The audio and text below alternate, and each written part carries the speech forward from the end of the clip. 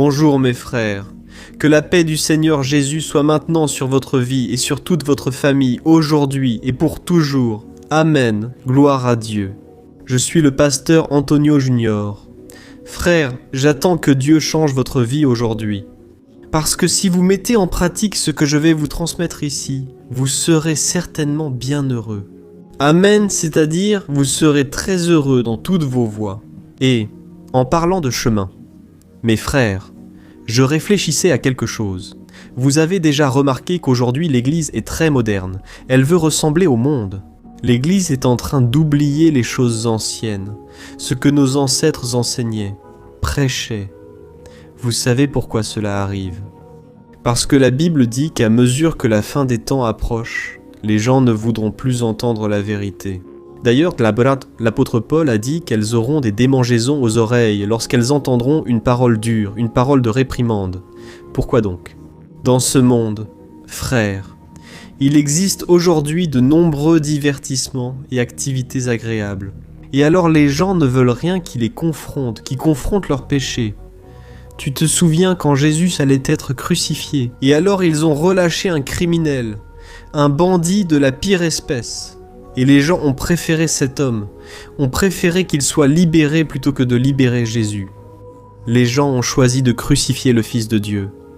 Je sais qu'à ce moment, beaucoup se demandent, comment ont-ils pu prendre une décision si mauvaise, frères? La Bible est très claire, dans le livre de Jérémie, que le cœur de l'homme est trompeur, plus que toute autre chose. Et pas seulement cela.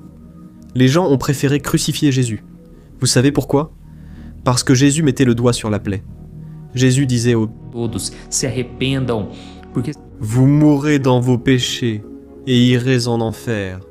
Craignez Dieu et changez de vie, frères. Déjà à l'époque, les gens n'écoutaient pas. Alors imaginez aujourd'hui. Ils croient rester ici éternellement. D'ailleurs, c'est ce que veulent les milliardaires, n'est-ce pas? Les grands hommes de ce monde, ils veulent, grâce à l'intelligence artificielle, rester ici sur Terre pour toujours. Mais Dieu a déjà fixé à l'homme des limites, frères. 120 anos ali, o homem não para. C'est ce que dit la Bible, n'est-ce pas? Alors, je veux te dire une chose. Ne tombe pas dans ce piège de suivre la foule, car la voix du peuple n'est pas la voix de Dieu. Amen, évite la foule. Parce que Jésus a dit que la porte large et spacieuse est celle qui mène à la perdition. Mais le chemin étroit, le chemin resserré, est celui qui mène à la vie éternelle. Et c'est de cela que je veux vous parler aujourd'hui, frères. En lisant ici des passages de la Bible, j'ai été frappé par la fidélité et la puissance de la parole de Dieu à transformer nos vies. En lisant la parole, j'ai été touché, et je suis certain que vous le serez aussi. Amen. D'ailleurs, il y a un conseil que Dieu a donné au peuple d'Israël dans Jérémie chapitre 6, verset 16, où Dieu lui-même a dit au peuple ceci. Demandez quels sont les anciens sentiers, c'est-à-dire demandez quels sont les anciens chemins, et marchez-y, suivez ce chemin, et vous trouverez du repos pour votre âme. Amen. Alors, frères, Dieu a un repos pour votre âme, mais ce repos ne sera pas trouvé dans ces modes d'aujourd'hui, dans ces choses que beaucoup d'églises ont faites, n'est-ce pas? Je ne dis pas toutes, mais beaucoup, n'est-ce pas? Cette idée de marcher avec Jésus et dans le monde, ou avec Dieu tout en vivant dans le péché, est moderne. De Deus. E o próprio Deus falou. Pour Israël, c'est simple. Demandez quels sont les anciens sentiers. Frères, ce sont ce que prêchaient et affirmèrent nos ancêtres. C'est la parole de Dieu à la racine, tu sais? Et ici sur ma chaîne, tu ne trouveras que le message racine, parce que c'est ce message pur, vrai, sans tache qui a changé ma vie. Frères, l'évangile, il est puissant pour nous sauver. Quand tu comprends ce que Jésus a fait pour toi là sur la croix, quand tu comprends que son sacrifice était réel, qu'il était vrai, ce n'était pas facile, cela a coûté le sang de Jésus. Quand tu comprends cela, tu réalises combien Dieu t'aime, frère. Lors de ma conversion, j'ai ressenti de nombreux conflits intérieurs. Et je disais aux gens, à mes amis de l'école, ceci. Mec, je ne sais pas expliquer, mais j'ai un combat dans mon cœur. On dirait qu'il y a quelque chose qui me tire vers l'église, quelque chose qui me tire vers les choses de Dieu et en même temps, il y a une force qui m'appelle vers les choses du monde. J'ignorais, mes frères, que ce qui m'arrivait était le conflit entre la chair et l'esprit. C'est ce que la Bible dit. Toute personne, tout chrétien, affronte cette bataille chaque jour. Et c'est à toi de décider lequel tu vas obéir. Amen. Et aujourd'hui, je veux te montrer que si tu décides de renoncer à ces péchés que tu as pratiqués, si tu décides de vivre dans l'obéissance, il va se passer quelque chose d'extraordinaire dans ta vie. Regarde comme Dieu est bon, n'est-ce pas? Il ne nous laisse pas les mains vides. Il promet toujours quelque chose qui va remplacer ce qui était dans notre cœur. Quand tu abandonnes tes idoles, ces péchés-là, Dieu va te donner du repos pour ton âme. Et plus que cela, de nombreuses bénédictions vont arriver jusqu'à toi. Gloire à Dieu, commençons sans attendre. Je veux juste remercier du fond du cœur ceux d'entre vous qui ont partagé. Regardez frères, Dieu a fait des merveilles et vous en faites partie. La Bible dit que lorsque le membre du corps souffre, tout le corps souffre avec lui. De la même manière, lorsque le membre est en bonne santé, tout le corps reçoit aussi ses bienfaits. Toi et moi faisons l'œuvre de Dieu ensemble, c'est merveilleux. Qui aurait cru que Dieu ferait des frères via Internet? Dieu sauve, guérit et libère. C'est pourquoi à la fin, je ne veux pas que tu partes. Nous allons prier. Le Saint-Esprit touchera ton cœur. Amen. Avant de commencer, abonne-toi à ma chaîne. Nouveau ici, sache que je ne parle pas de religion, seulement de la parole de Dieu. Active aussi la cloche qui s'affichera à côté en choisissant toutes. Comme ça, tu ne manqueras pas la prière du matin, la prière du soir et les vidéos de l'après-midi que j'ai mises, d'accord? Alors allons-y frère. Tu te souviens que j'ai dit qu'on ne peut pas avancer. Deus e ao mesmo tempo querer fazer. Beaucoup commencent à bien leur marche avec Dieu, mais seulement avec leur volonté. Mais ensuite vient le temps de l'attente, ce temps qui semble ne jamais finir. Et alors la personne décide de donner un petit coup de main à Dieu. Elle commence à faire des choses qui vont lui apporter un certain soulagement. Elle commence à vouloir prendre des raccourcis en chemin. Et c'est là, frère, que la personne perd la paix, sans même s'en rendre compte. Un jour, j'ai demandé à Dieu pourquoi je souffrais, pourquoi j'étais découragé et souvent tenté. C'était il y a longtemps, vous savez. Et puis, un jour, Dieu m'a fait me souvenir de David. Tu te souviens quand David, il a décidé de ne pas aller à la bataille. Il a décidé d'envoyer l'armée. Mais il est resté au palais dans le confort. Et c'est là que sa chute a commencé. Lorsqu'il a baissé sa garde et cessé de se battre, il a aperçu une belle jeune femme se baignant et l'a convoitée. Et là, il n'est même plus nécessaire d'en dire plus, n'est-ce pas? Le malheur est arrivé dans la maison de David, frère. Beaucoup de souffrance. Je n'ai pas besoin d'entrer dans les détails, sinon le message sera plus long. Mais la vérité, c'est la suivante. Ne plaisantez pas avec les choses spirituelles. Ne pensez pas que si vous restez stagnant dans votre vie spirituelle, tout ira bien. Non, frère. Il faut progresser, ou vous régresserez. Il n'y a pas d'autre voie. C'est juste pour débuter le message d'aujourd'hui. Je veux vous raconter ce qui s'est passé dans l'histoire d'Abraham et de sa femme Sarah. Je sais que beaucoup de gens connaissent déjà, mais je veux apporter ici un verset que peu de gens remarquent, peu de gens prêtent attention. Alors allons-y. La Bible dit que Dieu a promis un enfant à ce couple. Mais mes frères, il y avait un détail important. Ils étaient déjà très âgés, et la femme d'Abraham ne pouvait pas avoir d'enfant, et le temps passait donc. Une année est passée, 5 ans, 10 ans, 27 ans. Imagina o sofrimento. Ils ont attiré l'île Séphris vers eux. Ils se sont concentrés sur la philosophie. Deu a paciência. Sabe aquele crente, aquele cristão que de repente ele chuta o balde e ele. Ndungam comprenait, parlait, c'était un être, c'était une âme. Dieu. Belém, le mari que... Aí que tudo começou na vida dele. Tu sais ce qui s'est passé ici?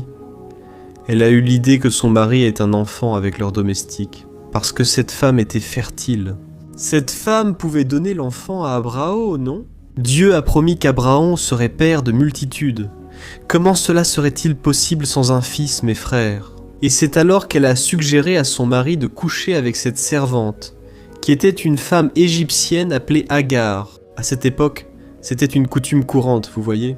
Mais ce n'était pas le plan de Dieu pour leur vie, parce que Dieu allait faire un miracle, ce serait quelque chose de grandiose. Le problème, c'est qu'Abraham a accepté l'idée de sa femme. Alors, je vois une chose, même si tu es marié avec quelqu'un, tu n'es pas obligé d'accepter tout, de tout approuver. Si cela va à l'encontre de ce que Dieu a dit dans sa parole, et dont Abraham a accepté l'idée, Il s'est couché avec cette femme, et un bébé est né, appelé Ismaël, et pendant longtemps. Ce petit garçon, il était le centre de tout. Il était le seul fils. Il était traité comme l'héritier qui allait tout recevoir. Dans la tête d'Abraham, il était l'héritier de la promesse.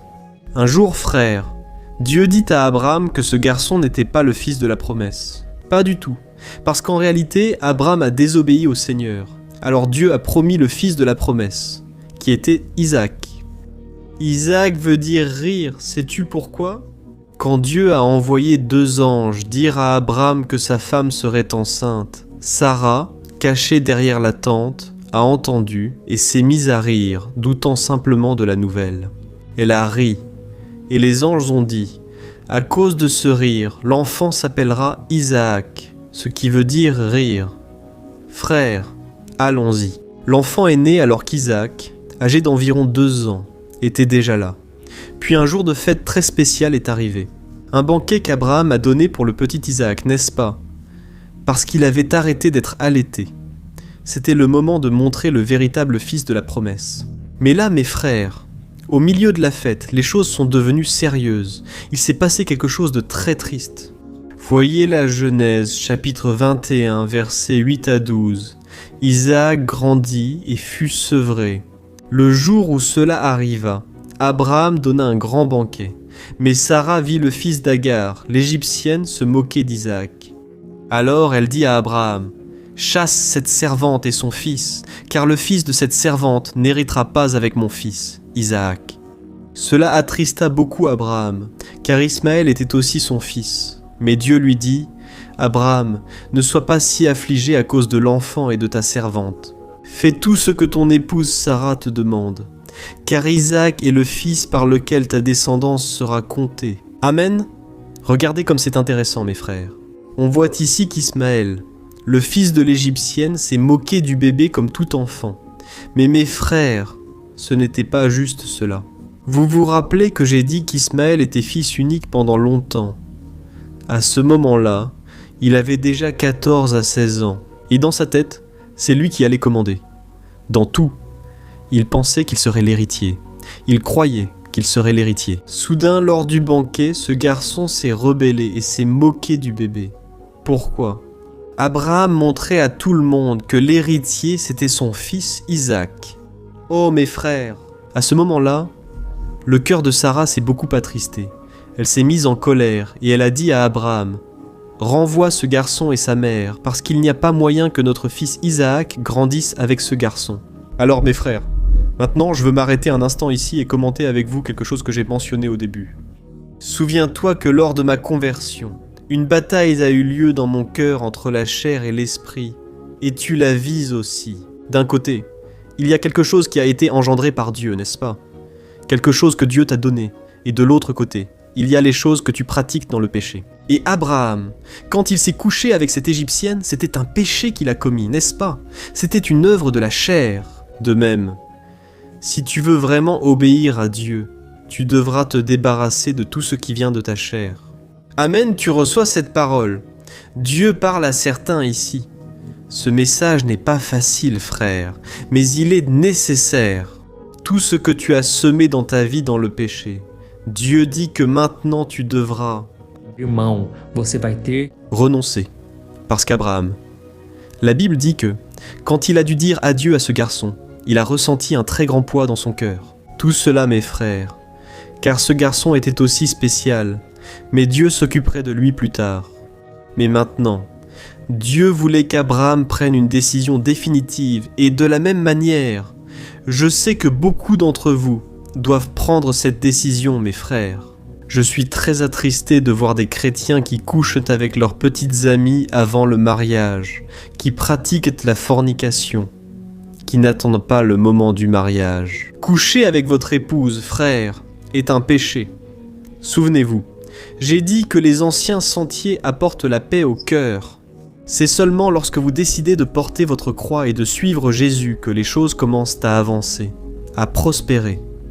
Pourquoi ? Vous êtes alors au centre de la volonté de Dieu. Beaucoup pensent ainsi. « Ah, pasteur, c'est difficile de renoncer. » Je me suis attaché à cette situation, à cette personne. J'ai dépensé tellement de temps, tellement d'énergie dans cette affaire et maintenant je vais devoir tout abandonner. » Eh bien mes frères, qui a dit que ce serait facile ? Qui dit que la vie avec Dieu l'est ? Je sais que beaucoup le prêchent, non ?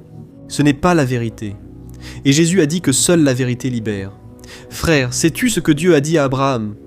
Abraham, ne sois pas triste, n'écoute pas ce que ta femme Sarah est en train de dire. Parce que Dieu savait que si Abraham prenait cette décision, en réalité, il recevrait beaucoup de bénédictions et la souffrance serait passagère. Frère, je me souviens combien de fois j'ai dû mettre fin à une relation, parce que j'ai compris que ce n'était pas la personne que Dieu avait pour moi. Ça pouvait même être une personne de l'Église, mais ce n'était pas celle que Dieu avait préparée pour moi. Alors je me souviens que ce n'était pas facile de mettre fin à la relation. Oh mes frères, que de péchés j'ai dû confesser, pas pour être ici à vous prêcher aujourd'hui. Ce n'était pas facile et ça ne le sera pas non plus pour toi. Tu connais Jésus ? Il a comparé ce renoncement au péché à la douleur de perdre un membre. C'est bien ça. Jésus a dit « Quiconque parmi vous pêche avec les yeux, il vaudrait mieux arracher les yeux que de vivre éloigné de Dieu. » Bien sûr, Jésus ne le disait pas littéralement. Personne ici ne va s'arracher l'œil, mes frères. Mais Jésus disait « Pour suivre Dieu, il faut renoncer. » Oui, cette vie de péché, c'est ça, mes frères. Cela ne veut pas dire que nous aurons une vie parfaite, mais le péché. Il doit être un accident. Il doit être un accident de parcours. Ce n'est pas quelque chose que vous faites constamment, parce que vous y êtes habitués. Non, mes frères, ce péché-là doit être abandonné. Amen. Il y a beaucoup de personnes aujourd'hui, mes frères, qui veulent mélanger les choses. Elles veulent la paix de Dieu. Mais elles ne veulent pas abandonner le mensonge. Elles veulent la prospérité qui vient du ciel. Mais elles ne veulent pas être honnêtes dans les petites choses. C'est comme si elles voulaient Isaac et Ismaël vivant au même endroit. Mais cela n'apporte que la guerre, que la confusion. Alors mes frères, la Bible montre que celui qui veut avoir une vie avec Dieu doit être obéissant. Et l'obéissance vient accompagnée du renoncement. Et vous voulez voir un exemple pratique de cela ici. Je vais maintenant vous parler de Zachée. Zachée. Il a été un homme qui a passé toute sa vie à essayer de tromper les gens. Il était très malin. Frère, il travaillait pour Rome, et il était donc responsable de collecter les impôts des gens. Il extorquait, volait et menaçait les gens, leur imposait des taxes supplémentaires, ce qui l'a rendu très riche. Et il devait se dire, j'imagine, hein ?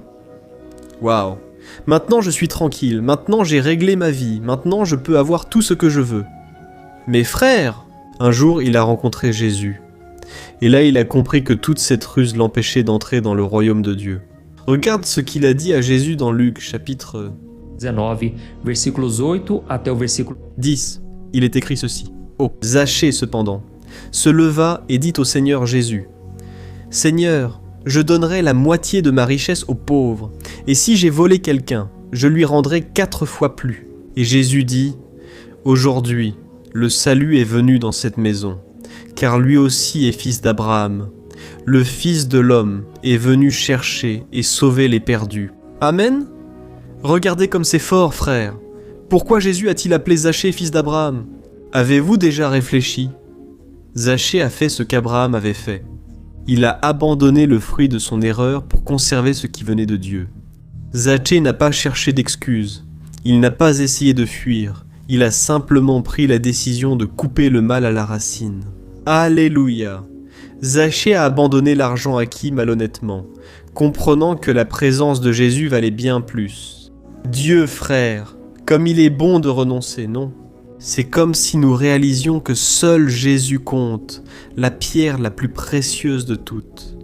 Alors, Zachée a préféré être honnête.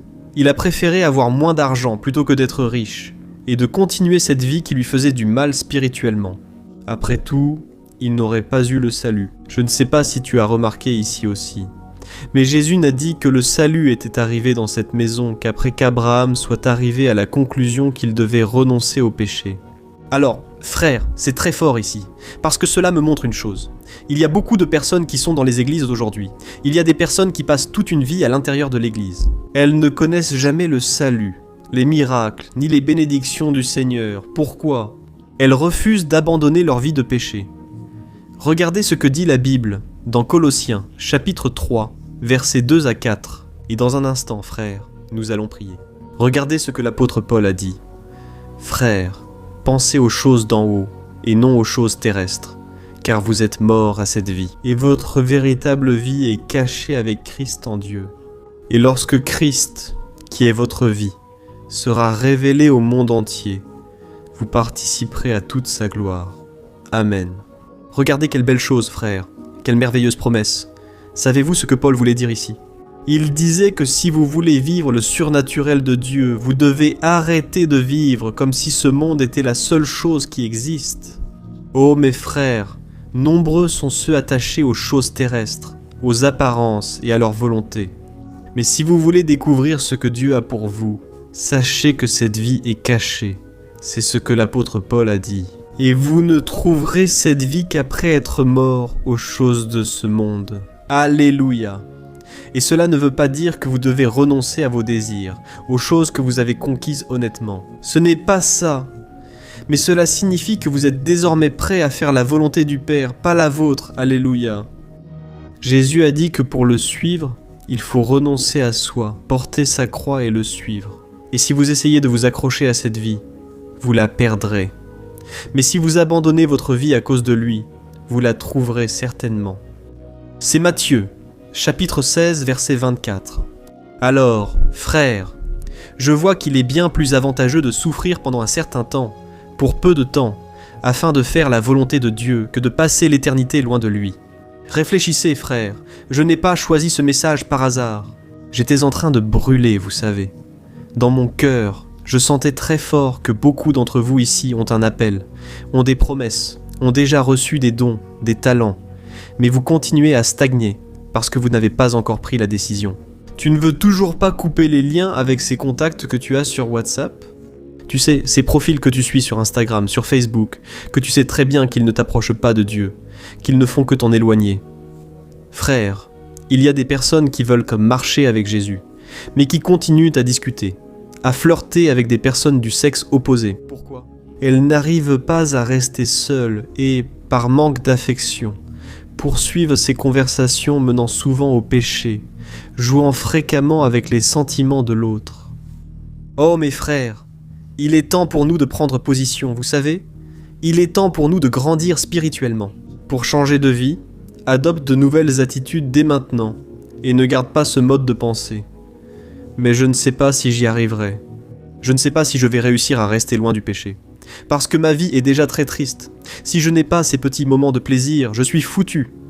Frères, ne pensons pas comme ça. Non. Marcher avec Jésus est la meilleure chose au monde, mais ce n'est pas qu'en parole. Il faut vraiment marcher avec lui. Ainsi, tu trouveras la paix et la joie dans ton âme que tu désires tant. Alléluia. Prions maintenant. Je veux vraiment que tu fermes les yeux, je veux vraiment que tu laisses ici dans ton commentaire, n'est-ce pas ? Quelque chose que Dieu a dit à ton cœur. Ou alors écris simplement « Dieu avec moi aujourd'hui ». Ou alors « Dieu a touché mon cœur avec ce message ». Cela incitera d'autres à écouter le message. Si possible, ferme les yeux. Prions maintenant. À la fin, je te demande seulement de partager avec le plus de personnes possible. Il suffit de cliquer sur ce bouton sous la vidéo, c'est une petite flèche pointant vers la droite. D'accord, prions. Alléluia Seigneur. Mon Dieu, merci Père, car tu es bon et tes miséricordes durent toujours. C'est très bon d'être ici en ta présence, mon Père, c'est très bon d'entendre ta parole. Aujourd'hui, nous avons appris, Père, que ça ne vaut pas la peine de vivre loin de toi. Ô Seigneur, nous voulons vivre dans la sainteté et suivre le chemin de la vérité. S'il te plaît, Seigneur, aide-nous à être de meilleures personnes, à être un meilleur père, un meilleur époux, une épouse, une mère qui te plaît, Seigneur. Nous souhaitons être un chrétien exemplaire et comptons sur ton aide, Seigneur. Nous sommes souvent têtus, nous sommes désobéissants. On dirait que nous aimons ce qui est mauvais, le péché, et c'est pourquoi nous te demandons pardon, Seigneur.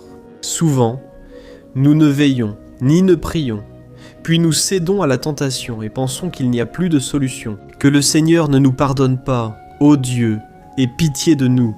C'est l'orgueil qui domine et nous conduit à de mauvaises décisions. Nous nous mettons à mentir. Nous commençons à vouloir retenir des choses qui ne font que nous rendre tristes. Père, Combien de personnes en ce moment sont enlacées dans le péché, sont impliquées avec quelqu'un qui les entraîne vers le péché et non vers Dieu, et elles n'ont pas le courage de parler, non. Elles n'ont pas le courage de prendre un engagement avec toi, Jésus, par peur des consequências, sendo que na verdade elles devraient craindre d'être éloignées de ta présence. Ô mon Dieu, aide-nous à briser tout ce qui ne vient pas de toi et nous éloigne de toi. En ce moment, je dépose devant le Seigneur la vie de chaque frère et chaque sœur qui m'écoute. Le Seigneur connaît les secrets du cœur de chacun. Le Seigneur sait ceux qui essaient de prendre sa place dans leur vie. Je te demande maintenant, mon Père, au nom de Jésus, de donner du courage à cet homme et à cette femme. Cette personne a compris le message d'aujourd'hui et, comme Abraham, a dû prendre une décision difficile. Accorde, mon Père, à cet homme et cette femme la force de renoncer au péché et à leur volonté. Aujourd'hui même, Père, je prie aussi en demandant la délivrance, que toute chaîne qui retient ton peuple dans les vices, les sentiments de vengeance, les sentiments malveillants, les péchés coupables, que tout cela soit brisé au nom de Jésus. Oh mon Père, cette femme qui ne parvient pas à pardonner, a rompu la relation ou a été abandonnée et ne peut toujours pas accorder son pardon. La colère est très grande. Dieu, aide cette femme, mon Père, à briser le mal dans sa vie, à accorder le pardon maintenant, au nom de Jésus.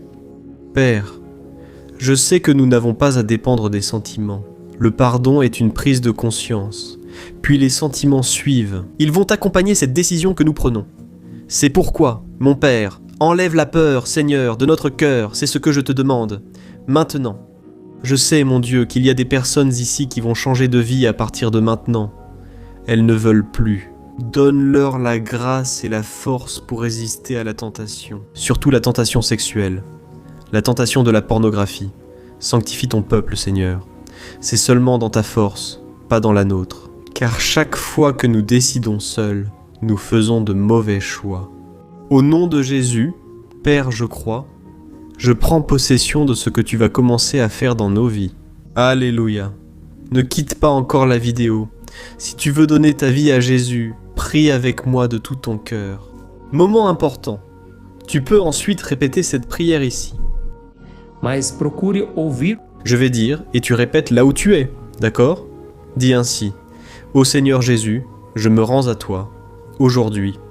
Je reconnais avoir tenté ma méthode sans succès. Je te demande pardon, Jésus. Je choisis de t'obéir avant tout. Entre dans ma vie, purifie mon cœur, Seigneur, et guide mes pas. Je te reçois, Jésus, comme mon Seigneur et mon Sauveur. Je crois que tu es mort sur la croix pour mes péchés, et je me repens de tout ce que j'ai fait qui a déplu à ton cœur. Je veux être avec toi, Jésus, tous les jours. C'est pourquoi je déclare ma foi en toi, Seigneur, et je te demande de rester avec moi jusqu'à la fin des siècles. C'est en ton nom, Jésus, que je prie. Amen, alléluia. Ô mon Dieu, je mets devant toi chacune de ces vies. Que ces personnes puissent en sentir maintenant un poids quitter leurs épaules. Que la légèreté d'être obéissant soit la marque de ces personnes à partir de maintenant.